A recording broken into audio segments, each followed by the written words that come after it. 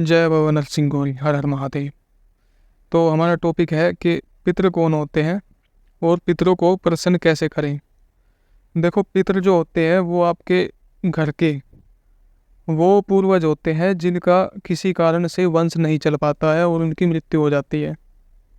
जैसे मान लो, अगर कोई परिवार में बच्चा पैदा होता है और वो कुछ महीने बाद या कुछ साल बाद किसी कारण से उसकी मृत्यु हो जाती है, उसका वंश आगे नहीं बढ़ पाता है, तो वो पितृ बनता है। इसके अलावा एक ऊत होता है। ऊत और पितृ में क्या अंतर है, इस पे मैं एक अलग सी वीडियो बना के डालूंगा। फिलहाल हम सिर्फ पितृ के बारे में बात करते हैं। पितृ जो होते हैं वो आपके घर के रक्षक होते हैं। जैसे मान लो, अगर किसी ने आपके घर पे कोई जादू टोना कर दिया, कोई भूत प्रेत भेज दिया, तो पितृ उसको रोकते हैं। लेकिन अगर आपके पितृ ही आपसे रुष्ट हो जाए, नाराज़ हो जाए, तो कोई भी आपके घर में घुस जाएगा, उसको कोई रोकने वाला नहीं होगा। तो इसलिए पितरों को प्रसन्न करना बहुत ज़रूरी होता है। तो अब हम आपको बताते हैं कि पितरों को प्रसन्न कैसे करना है। तो सबसे पहले आपको ये मालूम होना चाहिए कि हर महीने अमावस्या आती है। तो अमावस्या पे जो है वो पितरों का भोग लगता है, यह आपको पता होना चाहिए। और इसके साथ ही आपको ये भी मालूम होना चाहिए कि आपके पितर कितने हैं, एक है या दो है या उससे ज़्यादा हैं। क्योंकि जितने पितर होंगे उतनी ही आपको उनके लिए भोग बनाना पड़ता है। मान लो, अगर एक पितर है तो एक थाली बनती है और उसमें भोग होता है। दो पितर हैं तो दो थालियाँ बनती हैं। तो आपको इस चीज़ का पता होना चाहिए कि आपके पितर कितने हैं। अब पितरों को भोग में क्या दिया जाता है, तो मैं आपको सबसे आसान एक भोग बता देता हूँ, जो शायद आपको किसी ने नहीं बताया होगा। यूट्यूब पे बहुत सारी वीडियो डली हुई हैं, कोई कुछ बताता है, कोई कुछ बताता है, लेकिन मैं आपको सबसे आसान भोग बता रहा हूँ, जो कि हम भी अपने घर पर पितरों को लगाते हैं। इसमें क्या होता है कि एक थाली होती है और उसमें आप घर पे एक बर्तन में ना खीर बना लेना।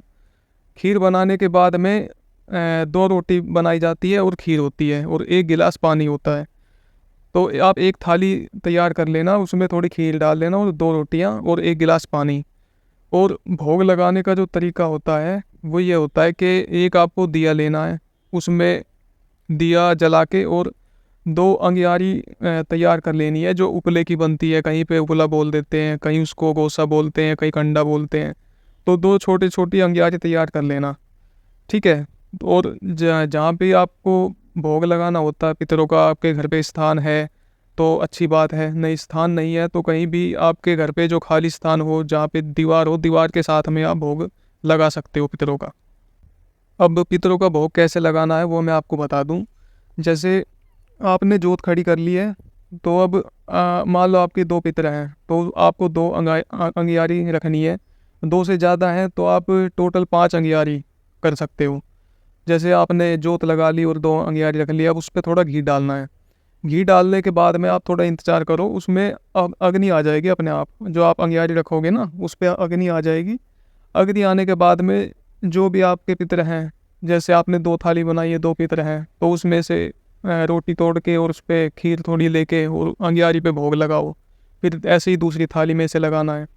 फिर जैसे भोग लगाने के बाद में आप थोड़ा सा हाथ में पानी लो अपना, जो अंजुली बोलते हैं जिसको, अंजुली में थोड़ा पानी लो और उसको अंगियारी के पास में पितरों का नाम लेके उसको डाल दो, ठीक है। तो ऐसे पितरों का भोग लगता है। इसके अलावा आपके पितर आपसे प्रसन्न रहें तो उसके लिए आपको 6 महीने या साल में एक बार गंगा स्नान के लिए ज़रूर जाना चाहिए पितरों का नाम लेके। अगर आपके घर से गंगा नदी नज़दीक है तो बहुत अच्छी बात है। अगर दूर है तो आपके घर के नज़दीक कोई और नदी हो जहाँ पे घाट वगैरह बने हुए हो, तो आप वहाँ पर भी जा सकते हैं। एक बात का आपको ध्यान रखना है कि गंगा नहाने के लिए आपको अमावस्या के दिन ही जाना है, ठीक है। फिर गंगा नहाने के बाद घर पे पितरों की अमावस्या के दिन ही भोग लगाना होता है। और इसके साथ ही आप पितरों के नाम से पौन के 5 वस्त्र भी रख सकते हैं, इससे भी पितर बहुत प्रसन्न होते हैं। और वस्त्रों में क्या क्या होता है कि 5 वस्त्र होते हैं। जैसे मान लो कुर्ता हो गया, पजामा हो गया, उसके साथ अंदर की जो बनियान होती है पहनने की वो हो गई, ठीक है, 3 हो गए। और रुमाल हो गया 4 और एक कच्छा हो गया 5, ठीक है। तो ऐसे 5 कपड़े आप रख सकते हो। एक पितर है तो 5 कपड़े उनके रख सकते हो, 2 है तो उनके अलग से 5, ऐसे करना होता है। और एक बात आपको ध्यान रखनी है कि पितरों के जो वस्त्र होते हैं, कपड़े होते हैं, वो हर साल आपको चेंज करने होते हैं।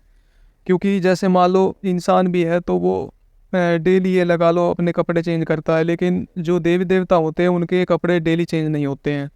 जो उनके वस्त्र होते हैं वो 6 महीने या साल में चेंज करने होते हैं। अब आप जो पितरों के कपड़े आपको चेंज करने होते हैं, आप चेंज करने के बाद या तो आपके घर में कोई बुजुर्ग हो वो उनको पहन सकता है, या फिर आप किसी गरीब को भी दान कर सकते हो, या अगर कोई पंडित हो जो वस्त्रों को ले ले तो उसे भी आप दान कर सकते हो। तो ये आपको वीडियो कैसे लगी कमेंट में ज़रूर बताएं, और कोई पर्सन हो तो वो भी आप कमेंट करके पूछ सकते हैं। तो मिलते हैं हम एक नई जानकारी के साथ, तब तक के लिए हर हर महादेव, जय माता दी।